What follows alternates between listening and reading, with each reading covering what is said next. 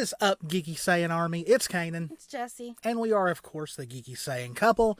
And today is our RWBY Volume 8, Chapter 3 analysis. Before we start, though, please remember to click that like button, hit that subscribe button, click that notification bell.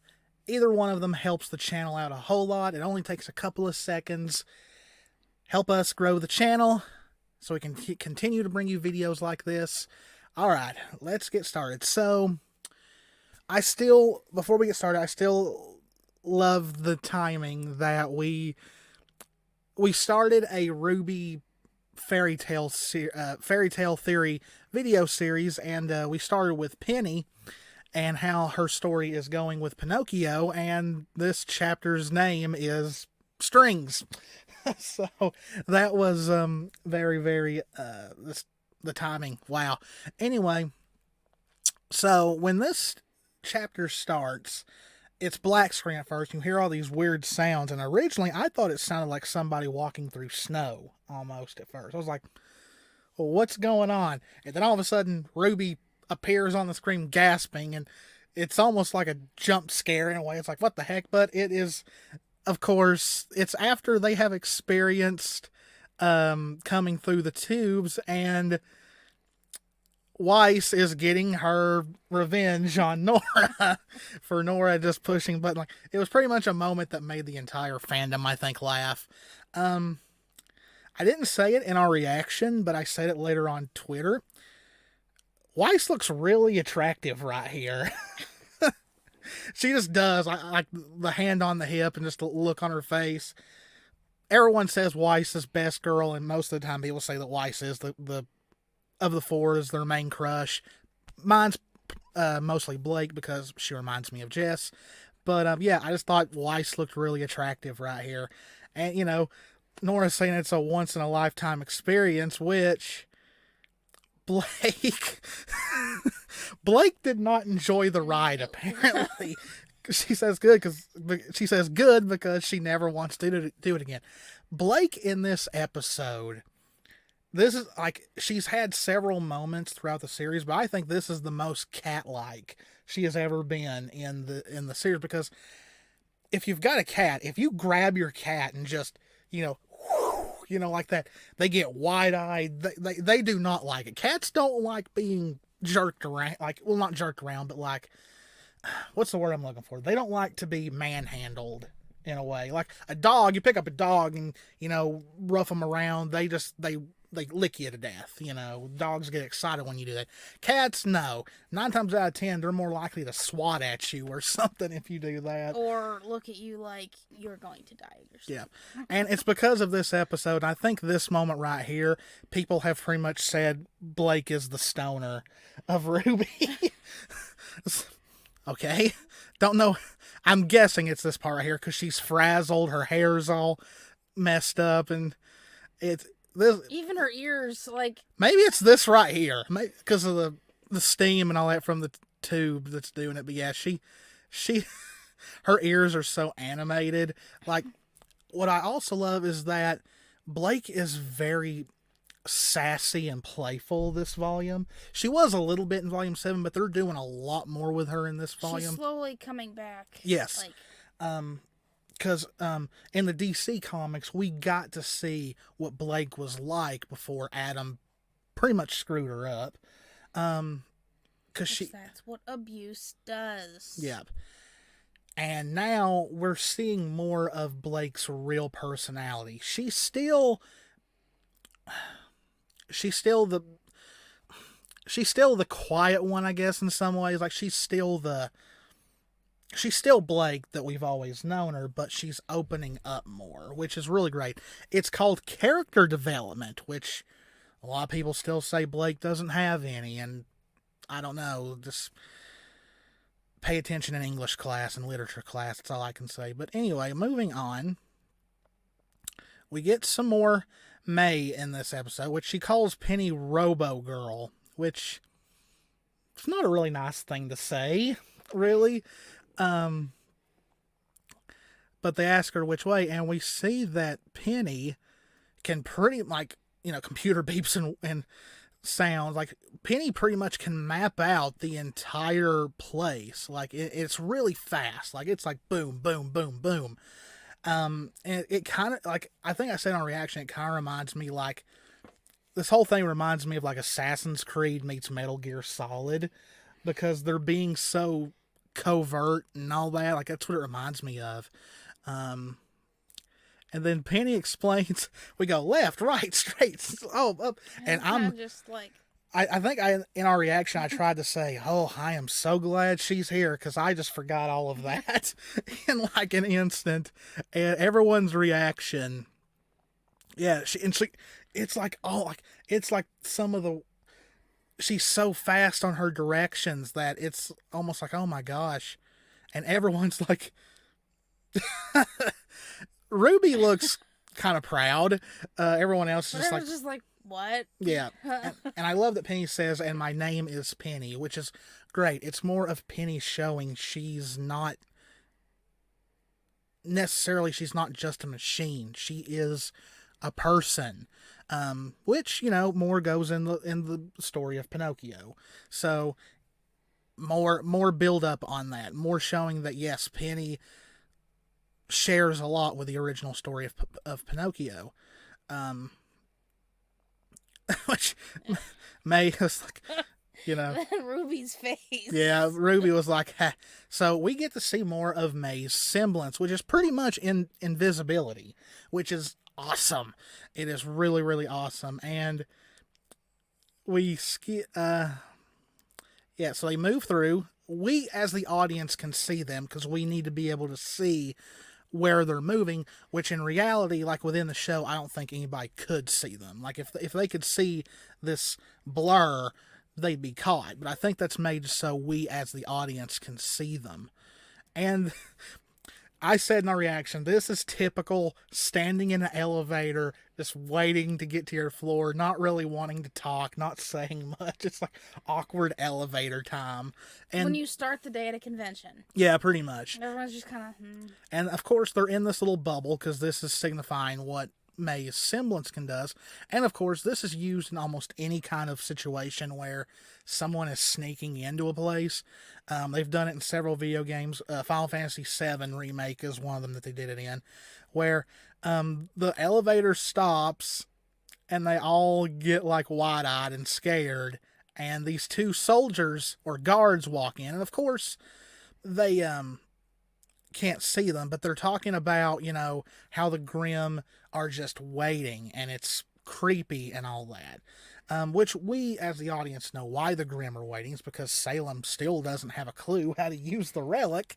So it's just stragglers that are still attacking Mantle and Atlas. And, they're talking about, what about them attacking, which they're saying, hey, don't say that, because I guess this dude might actually be kind of scared himself, but also you don't want to spread that around and make people panic, because that'll attract more Grimm. So they go around them, and Nora messes with the buttons. Whole hand down all the buttons. And I wonder if I can catch it.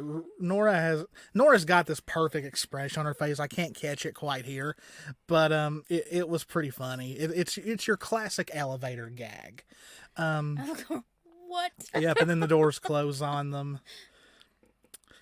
So right here, she has like it's pretty much a plug-in to get in, and which Ruby, of course, thinks is cool because Ruby's all about stuff like this. And I made the joke in our reaction that was handy. I was like, huh, I had a Yang Barbara pun moment.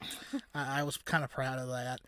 But yeah, she pretty much sticks it in, and it lets it. It pretty much counts as the handprint for the security checkpoint, showing just, and of course it registers under her father, and they get in, and once again they're covered by May's semblance, and they ask Penny where to go, and she says right through Central Command, which is filled with tons of people, of course, like it's all full of staff, and May makes the comment that she can't maneuver around all that because there's so many people, even if they try to, someone could easily walk into them Yeah. and just end up in this bubble, be like, where am I at? Did I just die? But here is where Penny turns into a science teacher in a way. And so to get through, she brings up Ruby's semblance. Because Ruby is, of course, capable of extreme velocity. That's we've always said her semblance is speed, though Harriet in Volume 7 teased that it was much more, and we kind of get we get the explanation right here. And it is, hopefully I can stop on it all. She breaks herself down to molecular components. My mouth is dry. So it's not just super speed. She breaks herself down to move at high speed. So she's almost like, I don't know. I'm not a science expert, so it's wild that we're learning all this. And like, let me see. Thus negating, I can't get to stop. Negating her mass and then reassembling them at the destination. It's like Ruby's pretty much a walking molecular. I don't know. Like I like science, but I'm not an expert in it. So pretty much, Ruby can do the same to everybody else and move them through. I noticed all the little chibi versions look at Nora over everybody. Yeah. And which is pretty accurate. So yeah. The guard going, oh. Yeah. Saying that mass no longer matters. And even Ruby is like, what? Yeah. Like Ruby had no idea. Like Ruby had always thought her semblance was just speed. Apparently it's more than that. And I mean, it's way above my head. And that she can use, you can use your semblance on all of us. And Ruby's. Well, that gets better from here. Yes, but I think this is one of my favorite expressions of Ruby. She is just like so completely lost over her own semblance, and like even I'm still a little bit lost because, like I said, I'm not a science expert. But it does make sense because we've seen her be able to split herself and all that and go around obstacles. We saw it in the Volume 4 character short, and we saw it in Volume 7. So she's done it before, and we've always been wanting that explanation. How is she able to do that? Well, that and the whole thing with Weiss. Yeah. She just knew that she could do it, but she didn't know. You're talking about the in Volume 6 when her and Weiss on the train did. Yeah, it looked like a Crest toothpaste or whatever. And but the thing is she just did it. She didn't think about it. Now everyone's actually bringing it out to think about it. Okay, this is just more than speed at this point. Well, once again, I love confused looking Ruby. She's so adorable. Then we have another adorable moment from Blake. Like she just pops in, and it's like I said, she is so cat-like in this. This is definitely something that you expect from a cat character to do. She just pops in, and kind of just. The ears are also extremely animated. Yeah, and she's sassing Ruby in a way like, did Penny just figure that out before you did? And we get this cool little connection to Volume 1. She said she knew you were a faunus before I did. Which is true. Penny figured it out before most of them did, that Blake was a faunus. Because this was back when Blake still wore her bow. And, of course, we've got Ironwood. And it is here that we learn that we were right. He brought Watts out because he's going to use Watts to get Penny back. This pretty much all but confirms Penny is going to get hacked in some form or way, and we kind of sadly get even more confirmation from that, from what her father is able to do, but this is scary. I really hope that from what we find out that he can do, that's an advantage that he's going to have over Watts, is because his semblance he gave to her. I'm hoping that he's more a part of her, which is what's going to give him more of an advantage over Watts, even if they do manage a hack. I also think Ironwood having Watts help him will eventually become his downfall, because I think Watts will more than likely double cross him. I hate for us to have to try motivating you again. This is like, threatening torture in a way if he, doesn't do what he's supposed to. So definitely a rocky alliance here. I'm sure Watts has got some kind of scheme going, but yeah, this was a whole. The thing is, even if Watts does manage to plan something, he doesn't have his rings anymore. They're gone. You can tell they're gone. And he even states, getting around Pietro's magical science project is still troublesome. So, yeah, Penny is not just a machine. Like I've said, she's definitely different in a lot of ways. Even a genius like Watts, he's a terrible person, but, you can't deny that the guy ain't smart, is having trouble getting through to her. And now we know why, even when Ironwood had to fight with him, he didn't kill him. Yeah. We do see, though, that the guards are ready to take him down if he tries anything. And they're not the robot ones. They're No. physical people, so they're not going to just turn on Ironwood. Yeah. And, of course, Watts is able to see that Penny is there, which is not really good. And so, of course, Ironwood, says, hey, they're, we have people sneaking around. And now they're like, oh, great, we're screwed because he just put the lockdown on.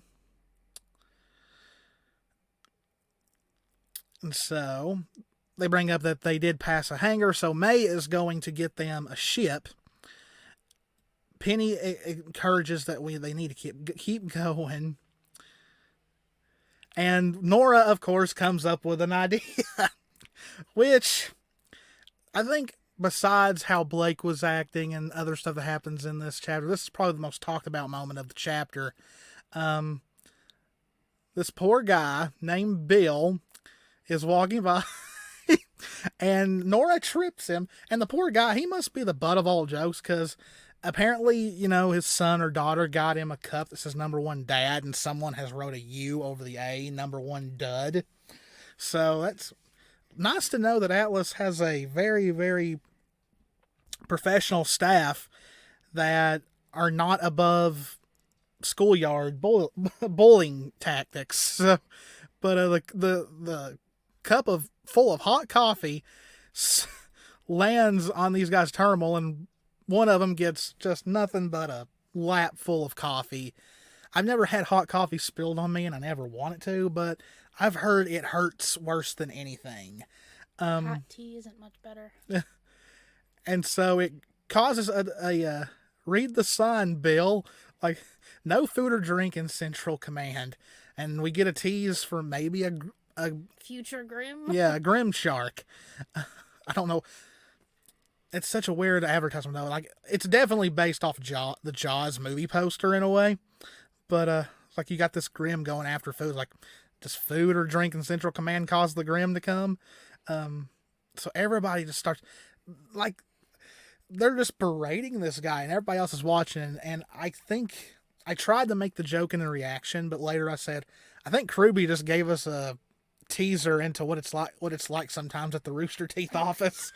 That's probably where some of the ideas of this came from.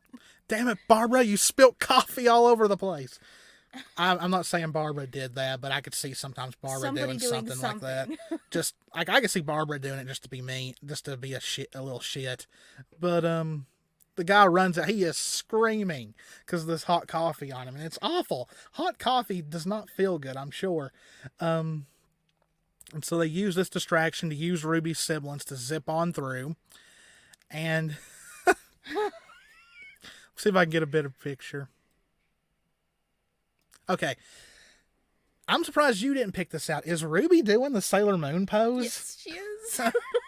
So yeah, she's... I was so, like, I noticed it when we had gone back, but it's just, I was so focused on the reactions of everybody, but that is the Sailor Moon pose.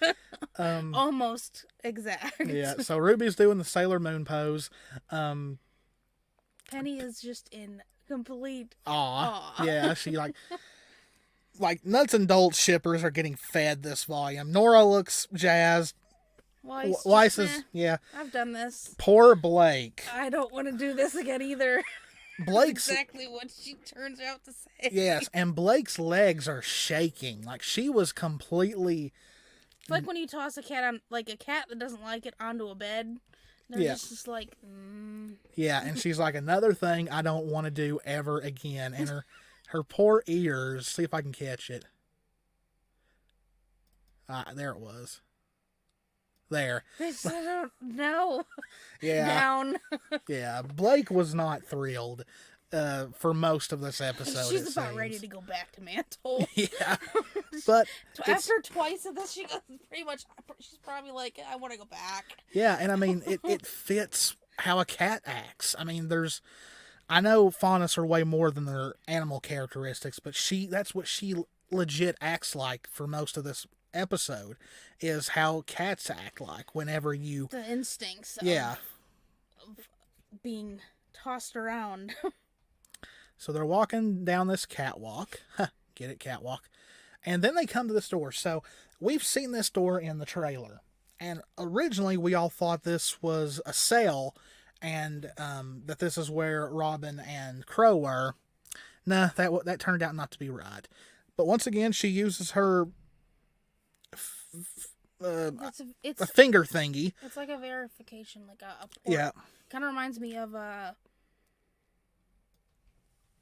kind of like a power source to like a laptop. Yeah. And of course they get ready just in case there's anyone in here, but it is empty. And it's because it's a very highly classified area. And it was kind of creepy when they first walked into this room because it was too quiet. So there, once again, the force field opens back up and they have Nora look at it. This is foreshadowing. This is foreshadowing big time, which we'll get to later. So Penny sits at the console and here's red flag number 2 of this episode. She says she's ready, Dad, and Pietro pretty much takes over. He talks through her. He works through her. I'm like, oh no. Now, if you do look, her eyes changing right here does kind of replicate what the intro shows. But you know how Ruby is. They like to throw in bait and switches. So I'm not going to say this is it. But it could be it. And they're just trying to swerve us. And this point is where I think, yeah, even if, like I said, if she gets hacked. Because that he might be able to do something. I really think that since his aura is part of her, like parts of his aura are her, and he's got more of a connection directly to her, that even if they manage to hack, that's an advantage to help get her out of it alongside the connection she has with Ruby. Like, that's why I think even if she does get hacked, this shows a lot. Ruby's kind of freaked out. Yeah, because he is literally talking through her. It is kind of creepy. It's it's the Exorcist Ruby edition. Like it is kind of off-putting a little bit, and she does kind of move a little bit more robotic like when this happens. Like it's just unsettling a little bit with her eyes don't blink, and she's got this blank stare. It is kind of creepy. It's a little creepy. But yeah, he says he's remoting into Penny from Amity Coliseum. So him and Maria are at the Coliseum. So which is good to know. So she starts doing her work, and it's like her fingers are moving so fast, it's wild. I had to take keyboarding class in high school. I wished I was that good. So either time is moving a little bit faster than what we think in the show, or Blake is just very easily bored. I mean, all they can do is sit there. Because she's bored. Slowly spinning in a chair. Yeah, so another kind of cat thing. Once cats get bored, they kind of act like this. And so we get a very interesting thing here. I was a little thing, but I noticed in like little clips that I've seen of this being replayed, the ribbon on the end of Gamble, just twirling around with her. It was a little thing, but I just liked how well it was animated. Yeah. Like, I really appreciate little things like that. That her ears have become way even more animated, but just the ribbon going around with her, just a little subtle animation that I thought was just extra. And she states that she hopes the others are okay. And that she's never seen Yang and Ruby fight like this. So, in other words, Blake's thinking about Yang. She's worried about Yang. And saying that she's never seen Yang and Ruby fight like this, meaning it's not the first time they've fought. Just like this. Yeah. But thank you, Weiss, for saying something that so many people in this fandom just don't seem to get. Don't worry, they're sisters. Sometimes sisters just have very different ideas. And she's speaking also... Thank you. Yeah, I'm glad she said it, but she's also speaking because... Of her and Winter. Yeah, exactly. Like, there's huge differences there. Though, Winter's starting to... Yeah. Come around. So, the fandom who keeps thinking that Ruby and Yang don't like each other anymore and keeps saying, oh, I wish that they were close like they used to. This is what happens when siblings grow up. You don't always stay that close. Doesn't mean Yang doesn't love Ruby any less. They're individuals. Character development. Growing up. You know, one of the basic things that Ruby is about. Growing up. It's not that hard. I'm just so glad Something was said. Yes. From a character who was going through the same exact thing, who has been going through the same exact thing way longer. Because yes, Winter loves Weiss. It has been shown that she is one of the few members of Weiss's family that actually shows that she loves her. But her and Winter have not always had a stable relationship. Well, it's the same thing also. If you even want to connect her brother. Yeah. Weiss thinks that he can't... Well, it's also the same thing, Weiss thinks that he absolutely hates her.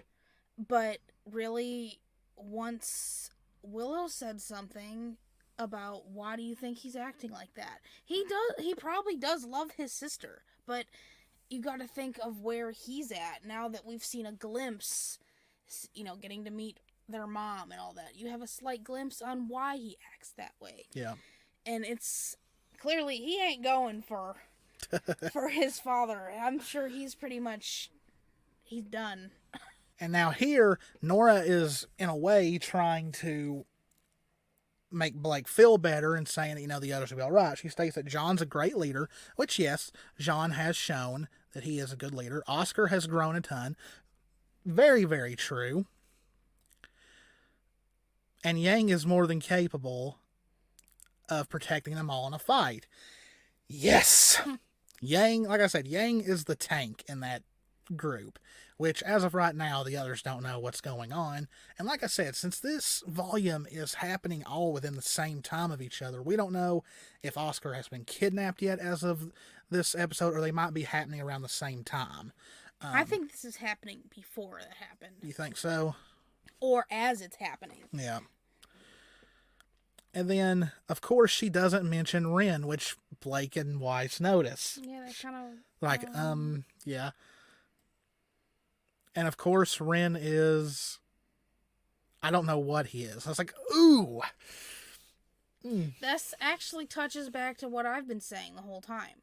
Yeah, they've been together, obviously, she even says they've been together their whole lives. Yeah. So, that's why there's tension growing, though, because they haven't had anything to separate them. Like, yeah. That's where that's becoming a problem. That's things like that they've been together all the time. That's it's good and bad. You Yeah. need that separation. You need certain things that are individual between you, and that's going to cause a fight until you figure it out. And that's any relationship. Yeah. So every time I think the two of us are making progress, it does kind of seem like they make like one step forward and maybe two steps back.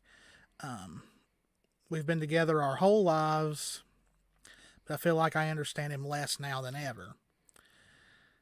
And she says she doesn't know if that's his fault or mine. So for three chapters in a row, we get Bumblebee and Renora parallels. Blake states when you've been at someone's side for so long, after a while they become a part of you. This parallels back to something very similar that Yang said in Volume 7, Chapter 4, when she said, after you've been through so much with someone, it kind of changes things, doesn't it? When she was talking about the Aesops only seeing each other as co-workers and not friends. She goes on to state, they're only a part of you. Don't forget about the rest. Now, she is talking about both Adam and Yang here. Because let's face it, her and Yang have been partners now for so long. They've become so close to each other. I mean, they're yin and yang. Together, they're like one of the most well-oiled machines in the series. They are a part of each other. So she's talking about that, but when she gets to don't forget about the rest, she is alluding to her time with Adam. Adam took over her life so much, she did forget the rest of her. She became what Adam wanted her to be, and she stayed like that for so long until interactions with her friends and through her growing relationship with Yang, it changed her back to who she is. Yes, Yang helped her become what she is now, but Yang never tried to change her herself. She respects Blake to let Blake run on her own strength, and that's what Blake is. Burning the candle. Yeah, pretty much. Yeah, pretty much. That goes back to that what she said. I don't want you to stop. Yeah. But I want you to rest. It's pretty much. Yang helped bring Blake back to where she was, but Blake is still her own person, pretty much. She did it through encouraging and positivity and love and caring and all of that instead of trying to change her. Wanted to just have her do it on her own. Mm-hmm. And, it's like back in Volume 7 when Nora compared Blake and Yang's relationship to her and Ren. Here she is getting advice from that one of those very people who she was comparing her own relationship to. And there's some people who say that Blake was only talking about Adam here. I'm sorry. You do not want to help somebody with their own relationship and compare it to the relationship you had with your ex who was abusive and homicidal. That's not going to help anybody. That would make it worse. So no, I do not think she's only talking about Adam here. Plus, Nevermore is playing in the background. And who is Nevermore all about? Blake, Yang, and Adam. She's talking about both here. Moving on. Okay, so there's some people who took problem with this. I don't actually know who I am without Ren. They said this was a toxic mindset. It is not. It's called love, okay? I don't know who I would be if something happened to Jess, and I'm sure she feels the same way if something happened to me. When you find someone that you truly love and you truly want to spend your life with, you can't imagine life without them. You just can't. It's like when my dad passed away. My mom literally said her heart was gone. And, and plus, you got to remember, Nora has had Ren for most of her life. When they met, she was a homeless kid. He's been there for almost all of her childhood till now. She doesn't have anything else. So it's not a toxic mindset. They didn't exactly have other friends to branch out. So them going to Beacon was the start of making friends, starting, getting their teams, building up. And the thing is she still had so much focus to just, wanting to advance things with her and Ren that they didn't take. This goes back to what I was saying, is they didn't take the time to find separate things for themselves before completely connecting, which is going to create a problem in a relationship until that piece is fixed. Yeah. And of course, Weiss, always the best one for advice and being a great wing woman. She says, well, maybe take this opportunity to find out, doing something that only Nora can do, and which Nora says, like, what? Be strong and hit stuff, which I don't know if this was meant to be a laugh or if it's kind of like that's all Nora sees that she's good for. That's an advantage she has. She's very animated, and you could see, like, we've seen her in fights when she does stuff. Yeah. She's happy. She's laughing. She's crazily laughing sometimes. And then the computer beeps because Penny is almost done, and we won't say it here, but Blake's ears just go up. Yeah, they're so animated here. And it's done. And he states that he wants, when Penny gets to Amity, they'll run the launch sequence, and if the computer tries to connect to Ironwood's terminal, it'll go straight to Penny. And then she states that after the launch, she wants to help everyone evacuate Mantle, but Pietro says he thinks it'd be best if she's in Amity with him and Maria. And this upsets Penny because she wants to help, of course. Whoops. And Ruby and the others thinks it's a better idea because it'll keep Penny farther away from Salem. Because if Salem gets Penny, she gets access to the vault and to the relic. So it is probably a good idea that she does stay low for a little bit, which, of course, Penny doesn't want. She wants to do her part. She wants to help people. Weiss agrees that it's for the best. And then Blake just says, we should probably head to the hangar. We should probably get out of here because they're probably going to... at least get out of there and then talk. Yeah, because they're probably going to know that we messed with this terminal. That was definitely a good shot to see how large her ears have gotten. Yeah, and then, Penny states that I guess sometimes you have to do things you don't want to, which is true. And then... Yeah. Outside are the Aesops, of course. Which we've seen this in a trailer. I think after this episode, there was only like a couple more scenes we have not are in the trailers that we haven't seen yet. Then after that, we're on our own.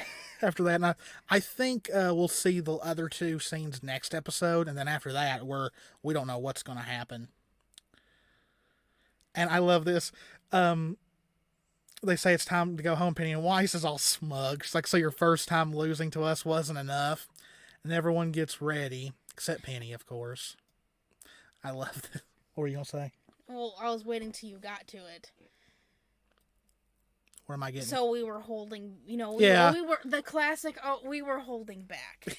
No, you weren't. No, you guys got your butts kicked. For the fact that, I noticed Marrow's face. He goes, pretty much like, no, we weren't. Because especially... Well, he's the one who said we were holding back. I thought it was Vine that said it. No, Marrow's the one that says we were holding back. Well, the thing is, and they. But he says it in a very non-convincing manner. Yeah, and for the fact you saw fear in everybody's eyes when they saw that they were going down. Yeah, they were done. Yeah, Vine tries to kind of manipulate the situation a little bit, saying that Penny thought she was doing the right thing when she left with the Maiden Power, but Salem's there now. Things have changed, all that. But Penny says if the General... if General Ironwood plans to leave Mantle behind, then nothing has changed. And he says, I thought you were supposed to protect the people. But here's the thing. She's called the Protector of Mantle. Why would she turn her back on them just to, because... The High Society of Atlas. Yeah, I'm not against saving the people of Atlas. But that's all Ironwood wants to focus on is I Atlas. think deep down he just wants to save his own skin. But he's part of that High Society in Atlas. And then Elm even tries to manipulate the situation, saying Winter's in critical condition because of her and that she stole the power. So I'm wondering if Ironwood has lied to them and told them a whole different.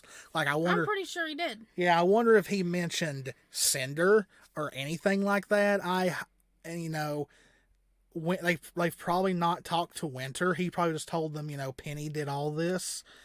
So it's until like as of right now, it makes the Aesops look really bad that they're trying to manipulate the situation, but we don't know what they've been told. Yeah, and from the little bit of context we got from what we've seen so far, and seeing Watts being used by Ironwood, tells me that Ironwood's going to lie to get what he wants because it's what he thinks is right. So. Yeah.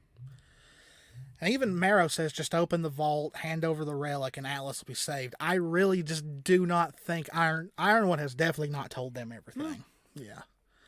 So he is definitely keeping stuff from them. In which Ruby tries to contest, it'll never be safe because Salem will always find a way.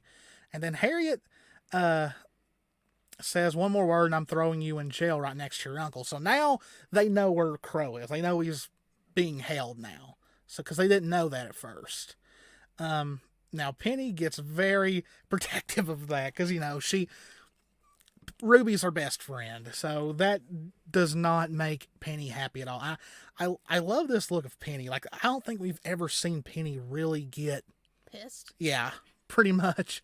And Harriet calls her a tin can. It's like, you want her to come with you. Sorry, my nose is really itching me tonight.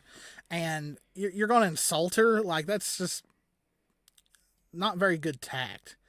And so Penny steps out and they shut the door, separating Penny from the others. Now, I wasn't too worried because, well, Penny's the Winter Maiden. So she, but here's the thing. She's only been the Winter Maiden for probably a day at this point. So she probably doesn't know 100% how to use her powers. But she does start using them, but I think it's mostly from what she saw the older Winter Maiden do. What was her name again? Freya, yeah. I think, yeah. And so she kind of does the same thing, and she blows them away, pretty much. Not to rip off Breaking Benjamin here, but she does blow them away. But now the fighting choreography here is very, very well animated, especially right, where is it? Like right here, like you can just you can see Harriet's hair moving and everything. Like, it's really well done. I love these slow motion shots during fights. They done a few of them in Volume 7, which so far in Volume 8 we've not seen that many fighting scenes yet, but I think this is our very first real major one, and it was really well done. I love that you can see Penny's reflection in Harriet's eyes, and Harriet does pose kind of a threat to Penny because, then again, it is 4-on-1, and so that's an interesting shot. And she actually does get Harriet down, but of course Elm hits her in the back with her bazooka or missile launcher, whatever. And so, yeah, they do kind of start to gang up on Penny a little bit.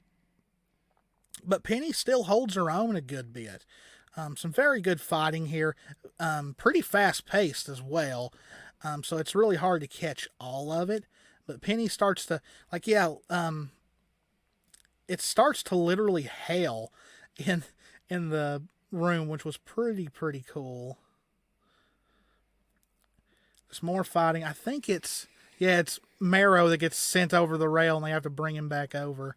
And then we get another, I don't know why, even though I like Harriet, I really do, just her brashness and all that kind of, and her ego kind of get on my nerves a little bit. I do think she's a cool character, and I love it every time we do get these close-ups of her eyes glowing. Like, it's so, I know she's based off the hair from The Tortoise and the Hare, but it just so reminds me of The Flash and all that. That's what it really reminds me of. That's why I think because of her, her ego and all that, she'd be the last one. Yeah. To come down. Yeah. Like, not, like, taking out, but I mean, like, to see things. Though she was the last one when Ironwood shot the council member, which we don't know if that council member is dead or alive. I mean, I would think so. I think that's why they kept it off screen, but I don't know. So the fight continues, and Ruby, Weiss, Blake, and Nora are trying to break through the door to help, and they're using Weiss's knight, which isn't doing anything, sadly. And it does break apart, which Weiss has 4 versus 1 and calls them cowards, which is true. It's kind of not a fair fight at all. Especially, like, yes, Penny is the Winter Maiden, but she hasn't had it long. That further also pushes the point that, like, what Weiss says, you know, losing once wasn't enough. Yeah. Okay, well, we're just gonna block you in there so you can't interfere to take us out again. Yeah. Which Ruby even says, I'm sure she can hold her own for a little bit. So Ruby still has confidence in Penny, which is nice. The fight continues, and they actually do succeed in at least, Elm sneaks up from behind her and grabs her, puts her in a bear hug pretty much, and the storm calms down. It goes away, but there's this eerie quiet. You know, the Aesops think they've got everything, but she collects herself again. Yep, and boom! So, I think we saw Freya kind of use something like this. But I mean, heck, she had the whole entire room the whole room was like literally freezing, and only Penny could stand to get close to her because Penny's a robot, so she could handle the cold. But this was cool. But even though Penny is getting them on the ropes, Marrow uses his semblance and freezes her. They bring her down, and her swords scatter all over the place. Here is a little time to shine for Nora. So, we all know what Nora's semblance is. It's that she can conduct electricity.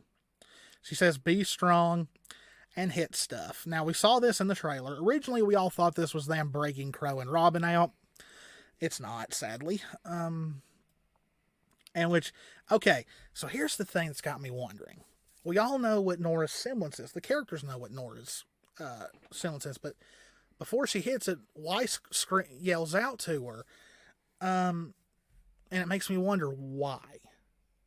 You know, because you would think, it's electricity. It's not going to hurt Nora.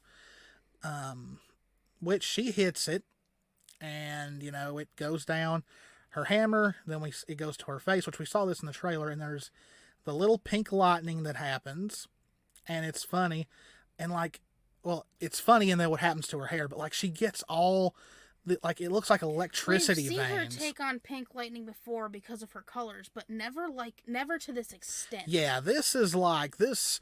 Like in the fight in Amity, even when she stuck her hammer up, you saw the pink lightning come around her, but it never was this. Yeah, a lot of people. It's high. Thing is, I think that's why Weiss may have said something. Told her not. You try to stop her because Weiss is from there. She knows what stuff's going on up there. That's all high voltage. Yeah.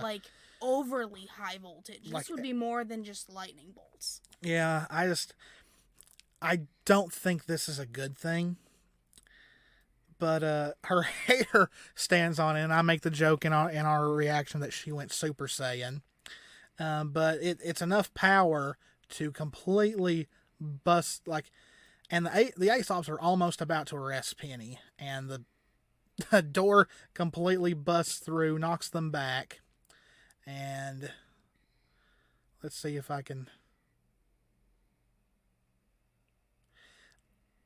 Okay, she says that was pretty awesome, but look at what it did to her. A lot of people are thinking it's cool that she has electric scars, but I don't think this is a good thing. I've got a theory. It's not a good one as far as Nora's fate. We're going to do a video about Nora and Thor eventually. I'll speak my theory there, but I just don't think this is a good thing. The only other thing I can think of, in addition to your theories and all that, is thing is what's, Yeah, we see that her aura Yeah, her aura completely is busts. gone. But the thing is like what they say. No, they definitely need to get somewhere safe after this, and they need to get to John. Yeah. Nora screams for her and comes over to her. Like, it's not a good thing. Yeah, they need John more than ever at this point, because he's going to be the only one that's going to be able to project any of her aura to help her heal enough. Yeah.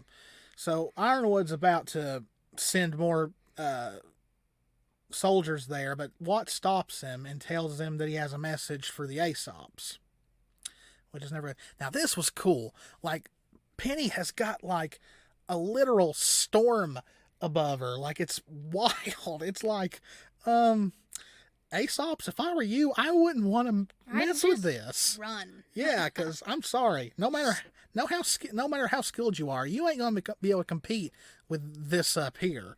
It's wild, and so they Ironwood calls to them, in which we don't hear what is said, but Marrow quickly says, we understand. I think Marrow's wanting to end the fight as fast as he can.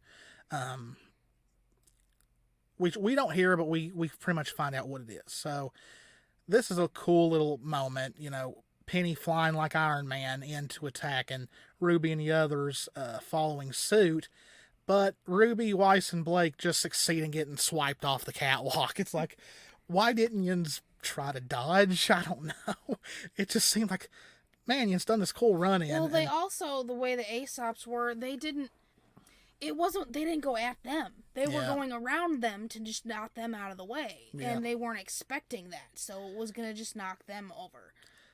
So Ruby stops them from falling by, using Crescent Rose as a hook, pretty much, and she drops Blake and Weiss just so she can use her semblance. Yeah, use her semblance to bring them back up. You can slightly see that. Yeah, you can. She drops them and then just goes. It was that quick of a moment, but hold up, I saw something. There's some people claiming that the yellow mark on Gamble Shroud was gone. Nope, it's not. Nope, it's still there. I just wanted to point that out. So yeah, they come back up, which was a really cool moment, and Harriet grabs one of Penny's swords, and I sometimes forget that they are indeed connected to Penny by a string. I've got no strings.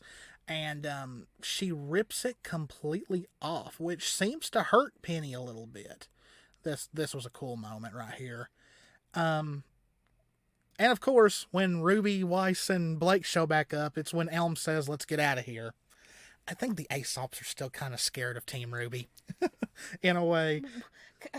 What told you that? Did they locked them in a room so they could get Penny by herself? Yeah, and so they retreat, and once again, Marrow looks at Ruby, Weiss, and Blake, turns away, and has this look of doubt on his face. That I've been pointing out since the beginning. Yeah, and then he leaves. And they point out that was very suspicious. So, I think it's Weiss that says that, I think. Yeah. Weiss is so good at figuring stuff out, but yeah, it's teasing more and more. It's almost not a matter of if Marrow defects, when. Big time. He'd be the first. And I think they all will. It's like I said, it'd be Marrow first, Harriet would be the last. Yeah. It's what's it gonna take to see each one leave? Yeah. And so Penny rushes back to Nora. It's really cool to see Penny and Nora, Penny showing concern, for any member of Team RWBY or Team, what we can call them anymore. I'm just going to say the rest of Team Juniper.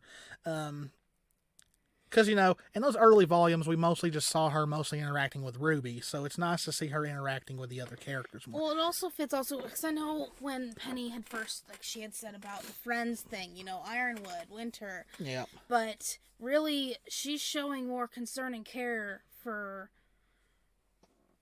all of the rest of Team Juniper and Ruby, and Team RWBY, and the probably some of the Huntresses too, but the two teams specifically. She's seeing like her concern is growing more for them quickly versus everybody else. Now like, Now I'm wondering if this is supposed to mean anything. Penny reaches for Nora's hammer, and it's still got electricity in it. It's still got a little bit of electricity conducting through it, and even Penny can't touch it. But we see later that she was able to pick it up because she's holding it along with Nora. it was that, like, you got to think of when something's electrified. I know, but was there a point in showing Well, that? no, I know that. Because it's just, I want to say it now, but I want to wait till the theory video. I don't know if it'll be this week. It might be next week. We definitely need to wait to put that video out after this one's open to the public.